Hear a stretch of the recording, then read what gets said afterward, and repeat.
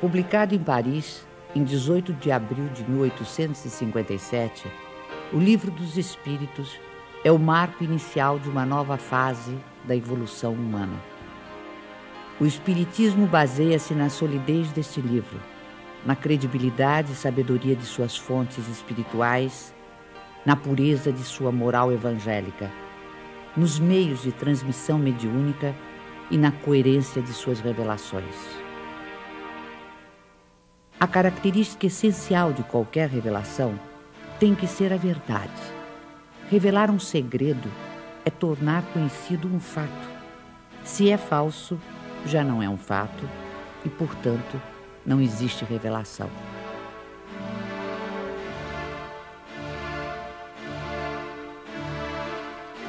Todas as ciências que nos fazem conhecer os mistérios da natureza são revelações, e pode dizer-se que há para a humanidade uma revelação incessante. A astronomia revelou o mundo dos astros, que não conhecíamos. A geologia revelou a formação da Terra. A química revelou a lei das afinidades entre as substâncias. A fisiologia revelou as funções do organismo.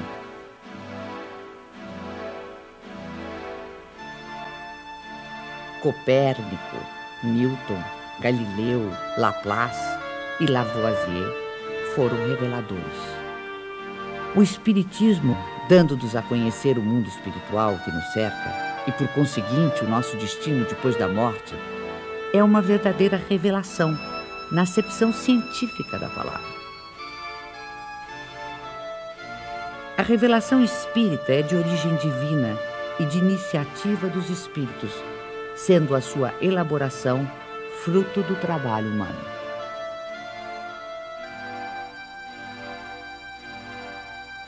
Obedecendo a uma sequência histórica, a primeira revelação divina teve sua personificação em Moisés, a segunda no Cristo. A terceira não a tem em um só indivíduo. Aí está um caráter essencial de grande importância. A revelação espírita, ou terceira revelação, é coletiva no sentido de não ter sido dada como privilégio a pessoa alguma. Foi espalhada simultaneamente por sobre a terra a milhões de seres humanos de todas as idades e condições.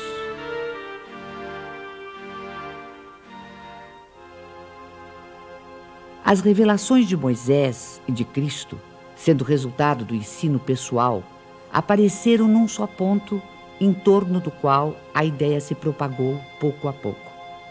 Mas foram precisos muitos séculos para que atingissem as extremidades do mundo, sem mesmo o cobrirem inteiramente. A revelação espírita, não estando personificada em um só indivíduo, surgiu simultaneamente em milhares de pontos diferentes, que se tornaram centros ou focos de irradiação. Se o Cristo não disse tudo quanto poderia dizer, é que julgou conveniente deixar certas verdades veladas, até que os homens chegassem ao estado de compreendê-las.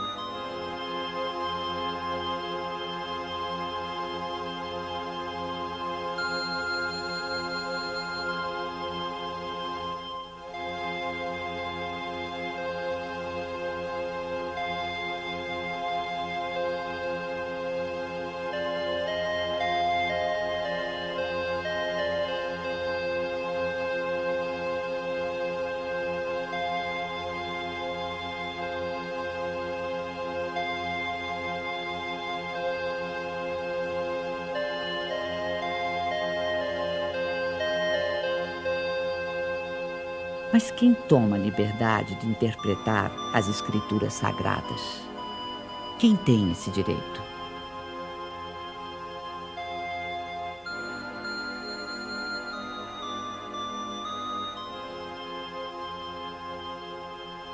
Neste século de emancipação intelectual e de liberdade de consciência, o direito de exame pertence a todos, cientistas, religiosos, filósofos e pesquisadores. Os homens, cada vez mais esclarecidos, à medida que novos fatos e novas leis se forem revelando, saberão separar da realidade os sistemas utópicos. Ora, as ciências tornam conhecidas algumas leis. O Espiritismo revela outras. Todas são indispensáveis à inteligência dos textos sagrados de todas as religiões, desde Confúcio e Buda até o cristianismo. Um último caráter da revelação espírita é que, apoiando-se em fatos, tem que ser, e não pode deixar de ser, essencialmente progressiva, como todas as ciências de observação. Caminhando de par com o progresso, o Espiritismo jamais será ultrapassado. Se uma verdade nova se revelar, ele a aceitará.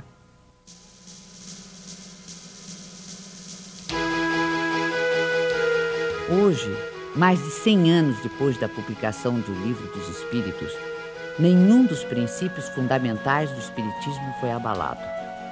Todos permanecem intactos. E isso num século em que o mundo sofreu radicais transformações em todos os campos do conhecimento.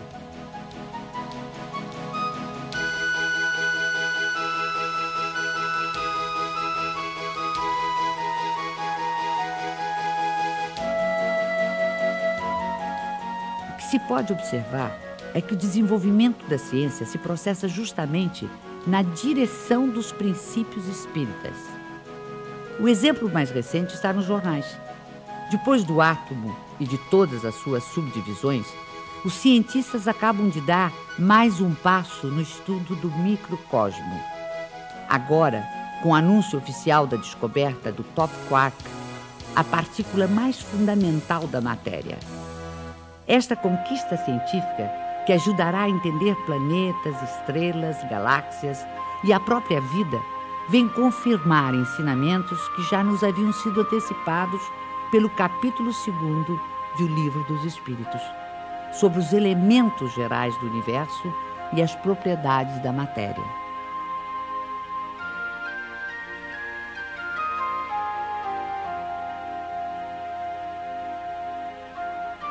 Além do Livro dos Espíritos, outras obras básicas compõem a codificação espírita.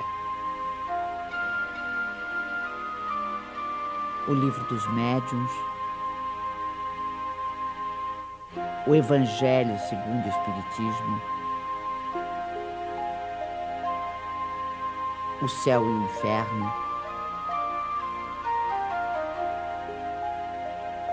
e a Gênese desenvolvem, aprofundam e consolidam os princípios do Espiritismo.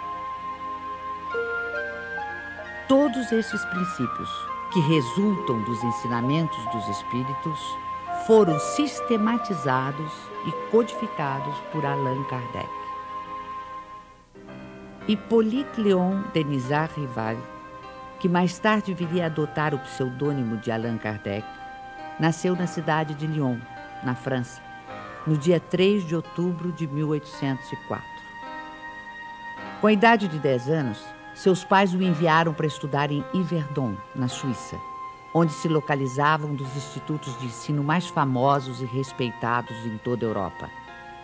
Fundado pelo educador suíço Johann Pestalozzi, o instituto era uma espécie de escola modelo, admirada pela aristocracia, altas personalidades políticas, científicas, literárias e filantrópicas. Depois de haver concluído seus estudos em Yverdon, Rival tornou-se conceituado mestre, não só em letras como em ciências.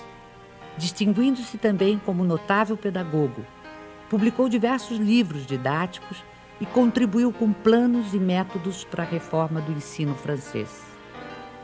Esta longa experiência pedagógica habilitou o professor Rival para outra tarefa, a codificação do Espiritismo. Aos 65 anos incompletos, vitimado por um aneurisma, Allan Kardec faleceu em sua casa enquanto trabalhava. 31 de março de 1848. Em Hydesville, dos Estados Unidos da América, manifestações de forças inteligentes intervindo no plano físico assinalam o surgimento do espiritismo através da fenomenologia mediúnica. A seriedade desses acontecimentos teve imensa repercussão até mesmo na Europa. Os fenômenos ocorreram numa tosca cabana, residência da família Fox, adeptos da Igreja Metodista. No primeiro diálogo registrado entre as irmãs Fox e o espírito de um mascate de nome Charles Rosbach, usaram-se letras do alfabeto para a formação de palavras, mediante convenção de que a cada letra corresponderia determinado número de pancadas. Estava, portanto, descoberto o processo adotado para as comunicações entre os dois mundos.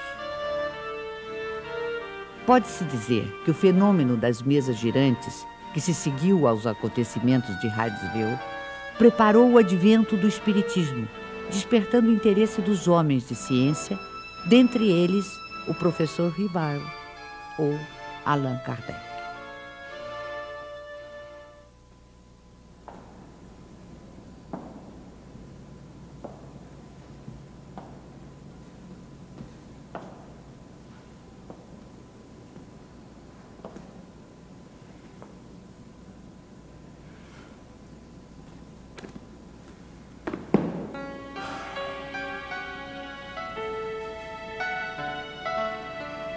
Foi em 1854 que pela primeira vez ouvi falar das mesas girantes. Encontrei um dia o magnetizador, o Sr. Fortier, que conhecia desde muito tempo. Disse-me ele que já não eram somente as pessoas que podiam se magnetizar, mas também as mesas, conseguindo-se que elas caminhassem e girassem à vontade. O fato não me pareceu radicalmente impossível. O fluido magnético, que é uma espécie de eletricidade, pode perfeitamente atuar sobre corpos inertes e fazer que eles se movam.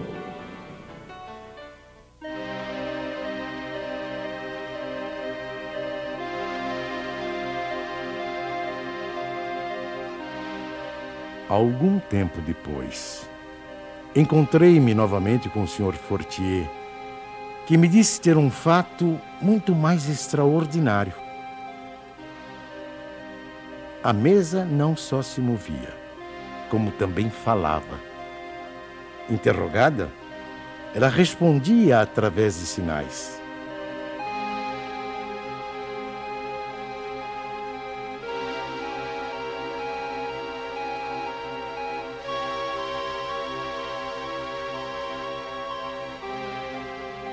Eu estava, pois, diante de um fato inexplicado, aparentemente contrário às leis da natureza e que a minha razão repelia. Sabia apenas que as experiências eram realizadas em presença de pessoas honradas e dignas de fé. No ano seguinte, o Sr. Carlotti, amigo de 25 anos, me falou dos mesmos fenômenos com entusiasmo.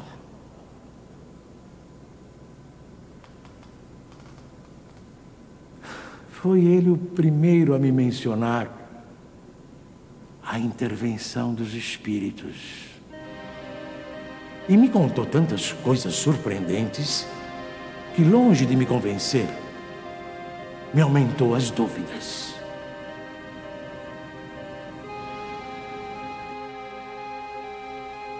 Tempos depois, fui convidado a assistir às experiências que se realizavam em casa da senhora Pleine-Maison.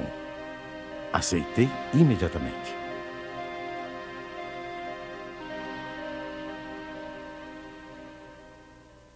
Foi aí que, pela primeira vez, presenciei o fenômeno das mesas que giravam, saltavam e corriam. Assisti então a alguns ensaios muito imperfeitos da escrita mediúnica.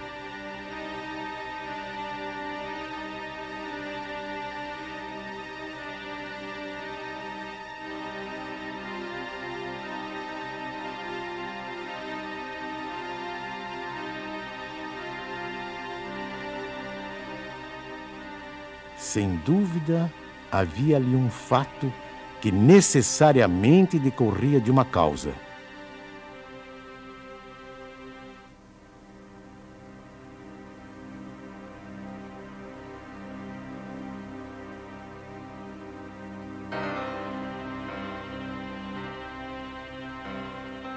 Foi nessas reuniões que comecei os meus estudos sérios de espiritismo. Menos ainda por meio de revelações do que de observações. Apliquei a essa nova ciência, como o fizera até então, o método experimental. Nunca elaborei teorias preconcebidas. Observava cuidadosamente, comparava, deduzia consequências. Dos efeitos, procurava remontar as causas por dedução e pelo encadeamento lógico dos fatos.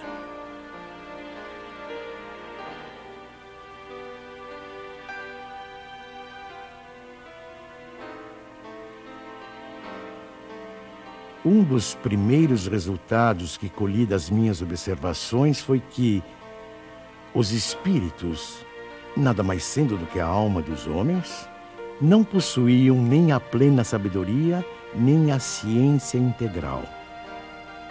O saber de que dispunham se limitava ao grau que haviam alcançado de adiantamento. A opinião deles só tinha o valor de uma opinião pessoal. Esta constatação me preservou de acreditar na infalibilidade dos espíritos e me impediu de formular teorias prematuras, tendo por base o que fora dito por alguns deles.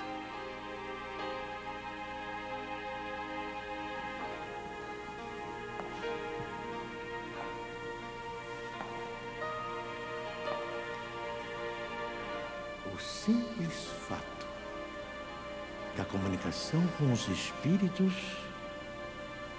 dissessem eles o que dissessem, provaria a existência do mundo invisível ambiente.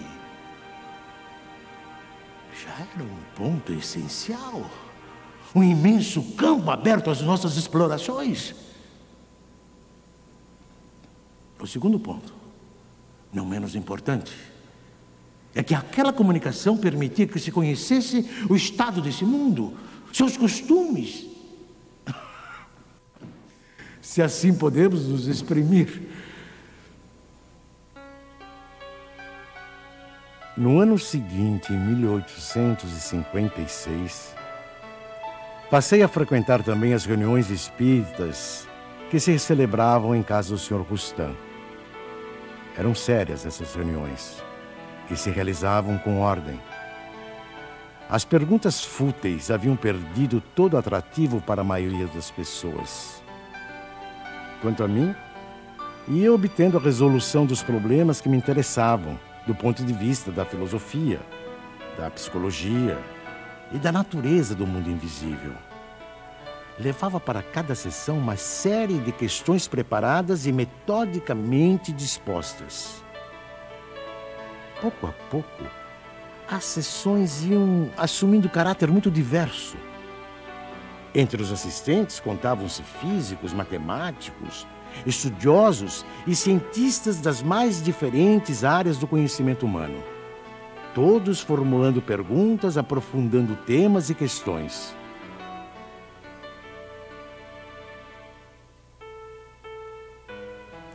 Mais tarde, quando vi que aquilo constituía um todo e ganhava as proporções de uma doutrina, tive a ideia de publicar os ensinos recebidos.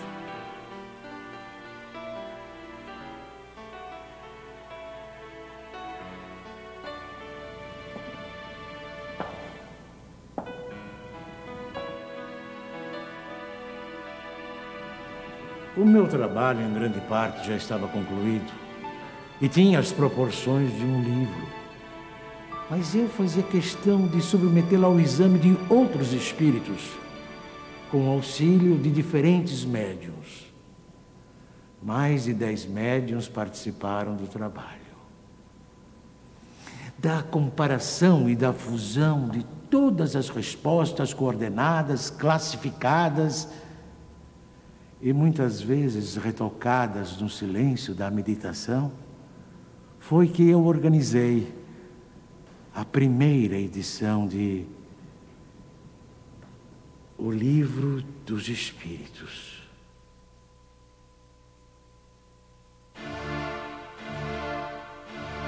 O Livro dos Espíritos foi elaborado através do diálogo, uma das formas mais livres e ricas da tradição filosófica. Hegel definiu a estrutura do diálogo em tese, antítese e síntese. Marx e Engels deram a ele um sentido materialista e revolucionário.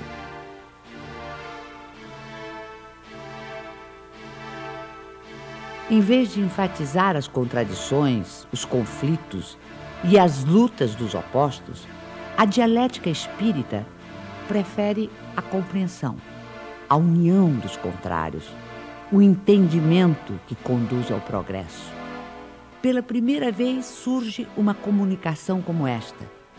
O mundo do desconhecido se vai revelando ao ser humano, que passa a poder avaliar, de modo objetivo e racional, o sentido maior de sua existência terrena, a importância do cumprimento das responsabilidades assumidas, a finalidade do aprendizado individual e coletivo para o aperfeiçoamento de todos e de cada um, sem exceção.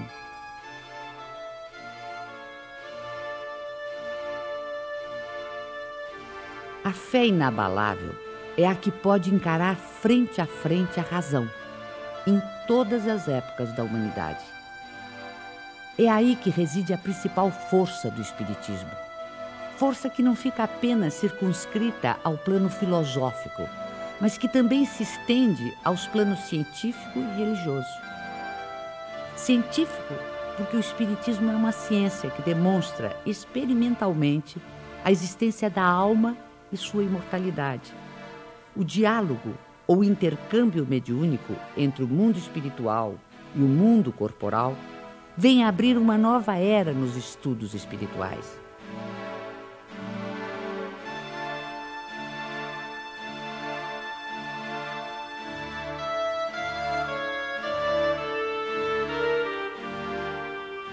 Antes desse tipo de comunicação, o conhecimento humano se dividia radicalmente entre os mistérios divinos e a experiência terrena.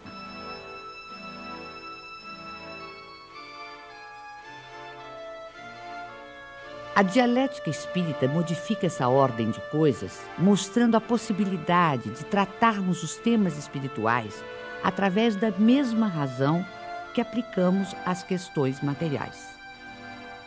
Assim, o Livro dos Espíritos se apresenta como um marco definitivo. Antes dele, tínhamos o espiritualismo utópico. Com ele, e depois dele, dentro dos ensinamentos da doutrina, temos o espiritualismo científico.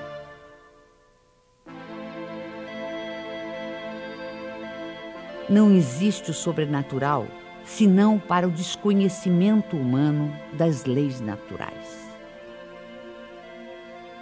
No plano religioso, o Espiritismo nos leva a compreender o significado e verdadeira extensão da palavra fé. O Espiritismo não tem cultos instituídos, nem igrejas, nem imagens, nem rituais, nem dogmas, nem mesmo hierarquia sacerdotal ou sacerdócio. Através dos ensinamentos espíritas, pode-se fazer uma diferença entre religião propriamente dita e religiões no sentido de seitas humanas.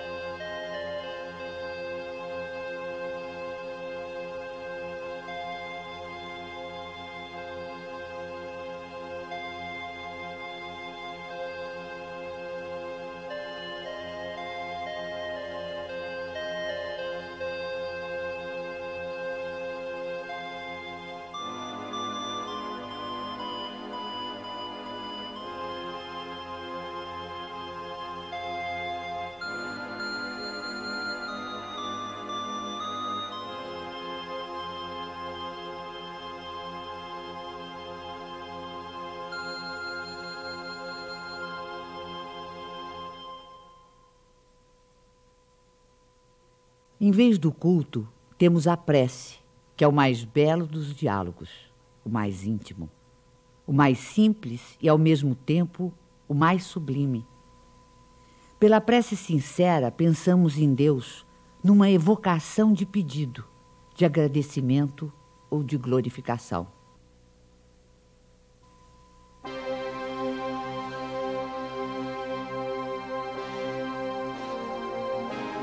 A história da ideia de Deus mostra-nos que ela sempre foi relativa ao grau de intelectualidade dos povos e de seus legisladores. Na antiguidade, Júpiter empunhava o raio, Apolo conduzia o sol, Netuno senhoreava os mares. Mas se de um lado a ignorância havia humanizado Deus, a ciência lhe confere dimensão mais inteligente e, portanto, mais próxima dos atributos da divindade.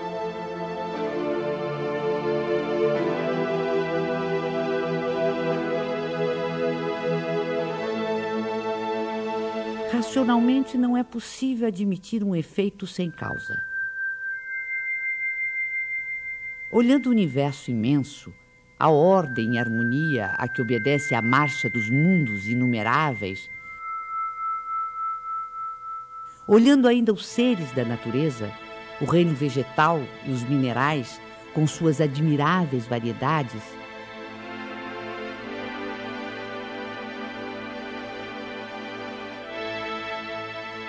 sondando também o mundo microscópico, com incontáveis formas unicelulares, toda essa imensidão, profusão e beleza nos obriga a crer em Deus como causa necessária. O feto não pode conhecer a dimensão de quem lhe dará a luz, da mesma forma que o homem é incapaz de perceber Deus em sua divina essência.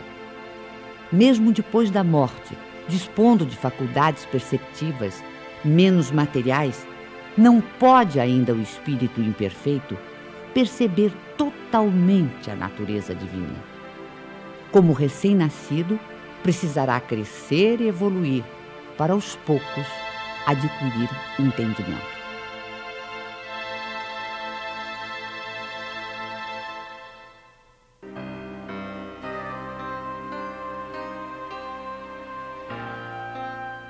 No estágio evolutivo em que se encontra, é pelo sentimento, mais do que pelo raciocínio, que o homem pode compreender a existência de Deus.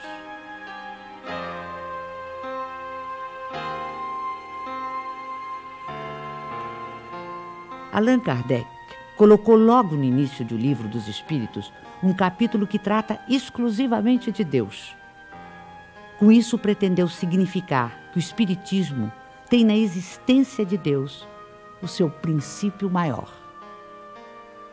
Os seres que se manifestam designam-se a si mesmos pelo nome de espíritos e dizem, alguns pelo menos, que viveram como homens na terra.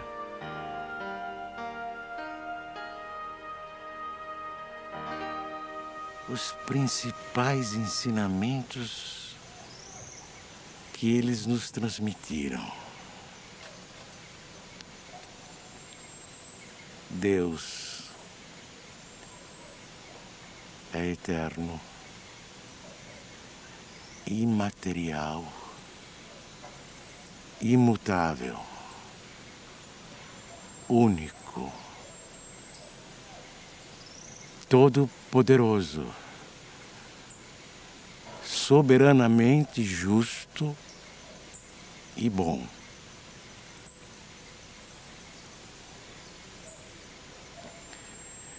Este é o melhor conceito que a nossa limitada inteligência pode fazer daquele que criou o universo. O universo compreende todos os seres animados e inanimados, materiais e imateriais. Os seres materiais constituem o mundo visível ou corporal, e os seres imateriais, o mundo invisível ou espírita.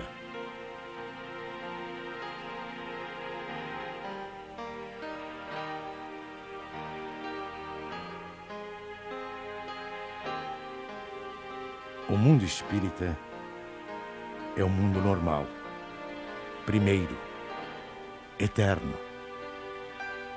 O mundo corporal é secundário. Poderia deixar de existir ou nunca ter existido, sem alterar a essência do mundo espírita.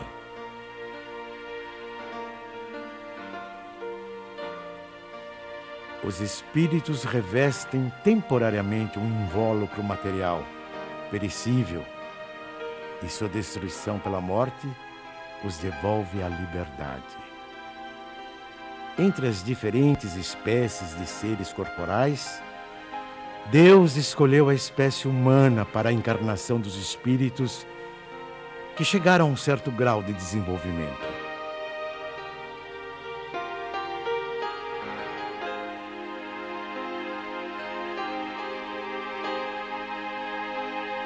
A alma é um espírito que encarnou e, portanto, um ser imaterial e individual que reside em nosso corpo e a ele sobrevive. Antes de se unir ao corpo, a alma é um dos seres inteligentes que povoam o mundo invisível. Ao revestir temporariamente um invólucro carnal, a alma adquire as condições materiais para se purificar e se esclarecer. A união da alma com o corpo começa na concepção, mas só se completa com o nascimento. O homem tem assim duas naturezas. Pelo corpo, participa da natureza dos animais, dos quais possui os instintos e o mesmo princípio vital. Pela alma, participa da natureza dos espíritos. O perispírito é uma espécie de laço semimaterial que une corpo e espírito. É preciso que seja assim, para que os dois possam se comunicar um com o outro. A morte é a destruição da parte mais grosseira. O espírito conserva o corpo etéreo, invisível para nós no seu estado normal, mas que ele pode tornar eventualmente visível e mesmo tangível, como se verifica nos fenômenos de aparição. O espírito não é, portanto, um ser abstrato, que só o pensamento pode conceber. É um ser real e definido. As diferentes encarnações ou existências corpóreas do espírito são sempre progressivas e jamais regressivas. Mas a rapidez do seu progresso depende dos esforços que ele faça para chegar à perfeição. A vida terrena seria assim uma espécie de escola, em que os alunos, embora nunca regridam às séries anteriores, são obrigados a repetir de ano até compreenderem o que lhes foi ensinado.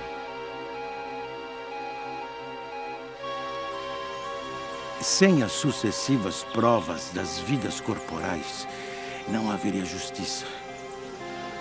Por isso, todos contamos muitas existências. O principal objetivo da reencarnação reside no melhoramento progressivo da humanidade. A influência dos espíritos sobre os nossos pensamentos e atos é indiscutível.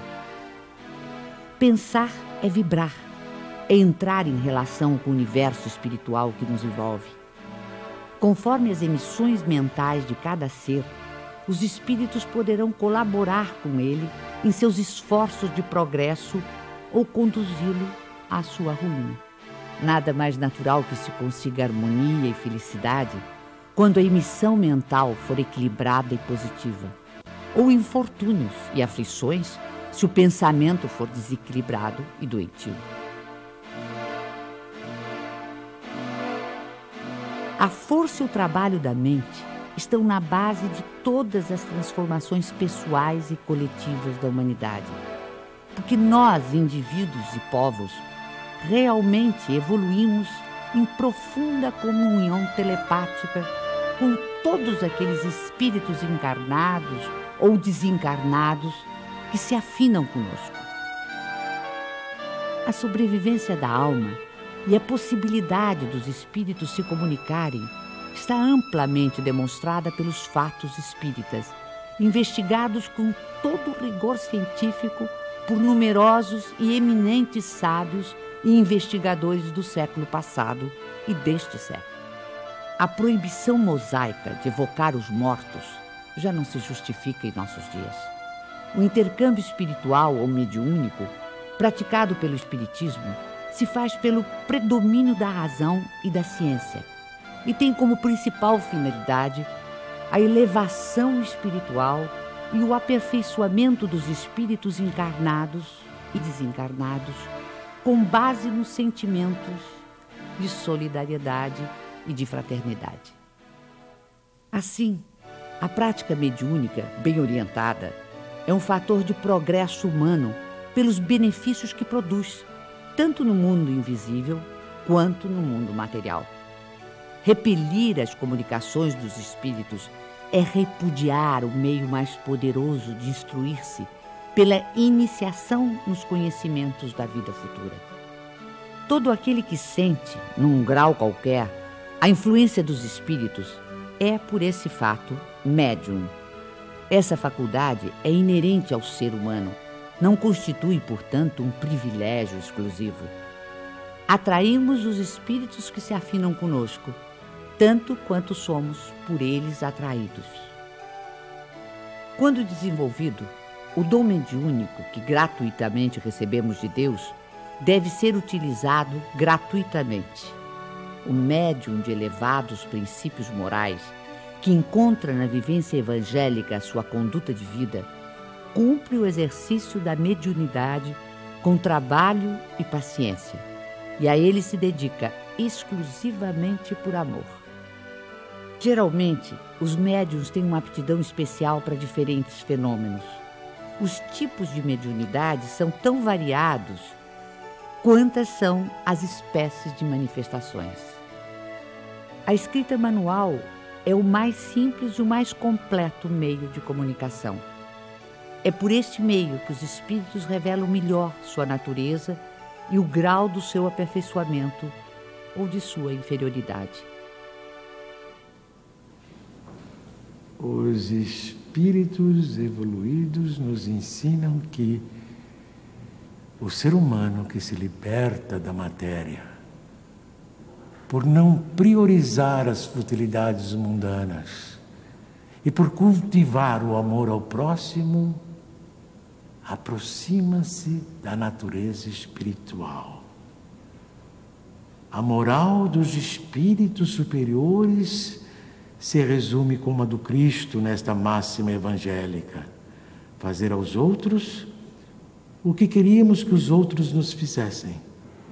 Isto é, fazer o bem e não o mal.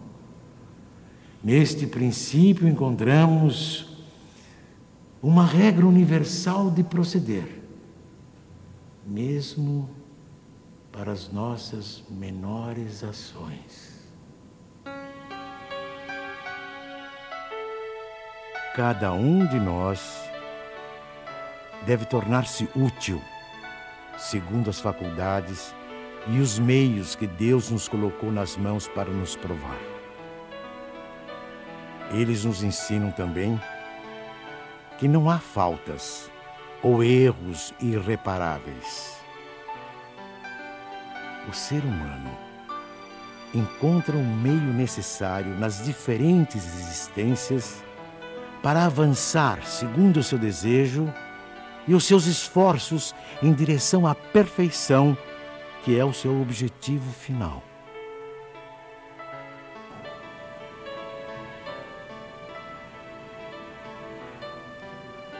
Este é o resumo da doutrina espírita, como ela aparece no ensinamento dos espíritos superiores. O espiritismo, que apenas acaba de nascer, ainda é muito pouco compreendido em sua essência por grande número de adeptos. Mas posso imaginar uma associação ou sociedade em que seus componentes se reúnam com o propósito de se instruírem e não na expectativa de presenciarem fenômenos extraordinários. Uma associação indissolúvel, onde haja confiança mútua e recíproca benevolência. Uma associação que exclua o constrangimento que nasce da suscetibilidade, do orgulho que se irrita à menor contradição e do egoísmo que só se interessa por si. Esses grupos, correspondendo-se entre si, visitando-se, permutando observações, podem, desde já, formar o núcleo básico que um dia reunirá todas as opiniões, unindo os homens no mesmo sentimento de amor e de fraternidade cristã.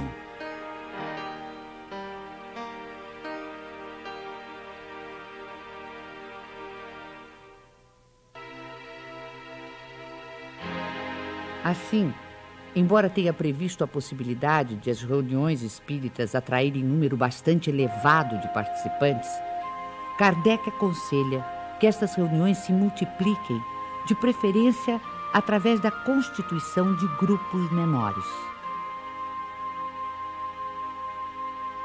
Espalhados por todo o mundo, os centros espíritas constituem-se em abençoadas escolas. São centros de estudo, de fraternidade, de oração e de trabalho. Pelo volume de obras que realizam, tornaram-se também verdadeiras instituições sociais e assistenciais, que têm sempre presente o espírito do núcleo básico de que nos fala Kardec. Núcleo de amor, onde o aperfeiçoamento individual é prioritário, porque leva naturalmente ao aperfeiçoamento do grupo social e da humanidade. Nosso sistema planetário não ocupa senão um ponto ínfimo do universo, situado quase no final da Via Láctea, uma galáxia onde existem aproximadamente 40 bilhões de estrelas, algumas tão grandes que uma só toma espaço igual ao ocupado pelo nosso Sol e quase todos os planetas em sua órbita. Uma das galáxias mais próximas, a nebulosa de Andrômeda, dista do nosso sistema solar cerca de 680 mil anos-luz. Ora, se o universo tem tais dimensões e se o número de planetas existentes conta-se pela ordem de trilhões ou mais, seria ingenuidade supor que apenas a Terra seja habitada por seres racionais. Segundo o Espiritismo, nos mundos que gravitam no espaço infinito, outras humanidades, em vários graus de adiantamento, encontram habitação adequada ao seu avanço.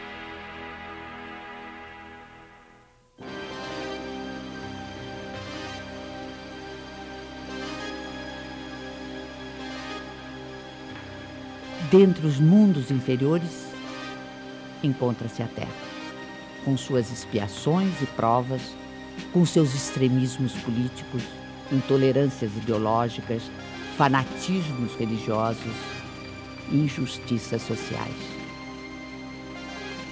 Aqui, seus habitantes levam uma vida instável, de lutas e trabalhos penosos, com mais momentos de infelicidade do que de alegrias.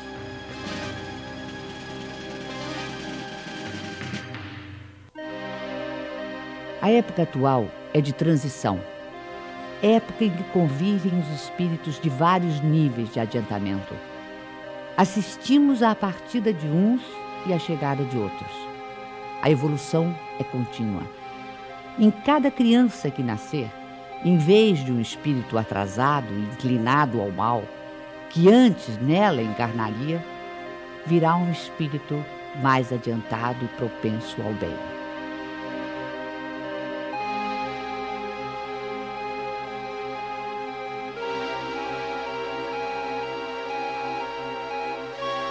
Por meio do trabalho ético e humanitário, combatemos nossos orgulhos e egoísmos. Por meio do diálogo, superamos nossas diferenças. Por meio da solidariedade, pomos em prática o ensino do Cristo de amor ao próximo. Esta é a destinação imediata da Terra, planeta de regeneração. Continuando no seu progresso ininterrupto, a Terra e sua humanidade ascenderão a planos cada vez mais altos, até a perfeição a que todos os mundos e seres estão predestinados.